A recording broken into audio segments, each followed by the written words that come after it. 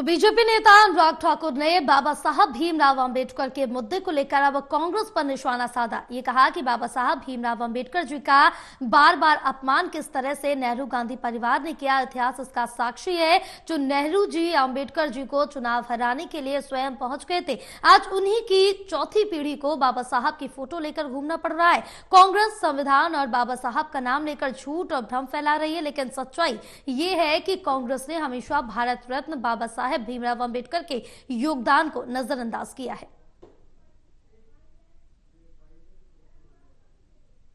गवाह है कि किस तरह से नेहरू गांधी परिवार ने अंबेडकर जी का अपमान भी किया, राजनीति से बाहर करने का षड्यंत्र रचा।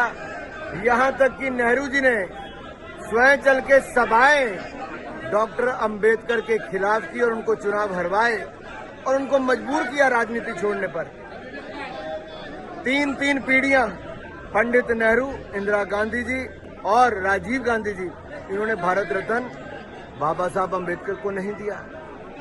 आज ऐसी कौन सी मजबूरी आ गई कि राहुल गांधी जी, प्रियंका गांधी जी को बाबा साहब अंबेडकर की फोटो लेके घूमना पड़ रहा है। जो गांधी परिवार उनकी ओर देखता नहीं था, अपमानित करता था, प्रताड़ित करता था, आज जब उनका चेहरा बेनकाब देश के सामने संविधान की चर्चा में हुआ है, तो कांग्रेस की मजबूरी बन गई कि अंबेडकर जी की फोटो लेकर निकले।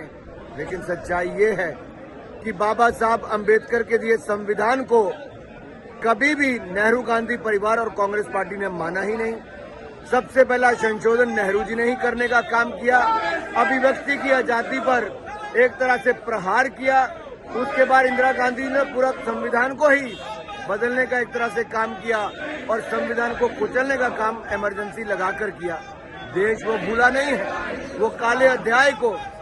तो ये जो गांधी परिवार संविधान को जेब में डाल के चलता था और संविधान बनाने वाले को अपमानित करता था, आज उनका कच्चा चिट्ठा खुल गया है, उनका चेहरा बेनकाब हो गया है और कांग्रेस पार्टी के पास कोई जवाब नहीं बचा। कांग्रेस को देश से माफी मांगनी चाहिए कि संविधान की हत्या इन्होंने बार बार क्यों की।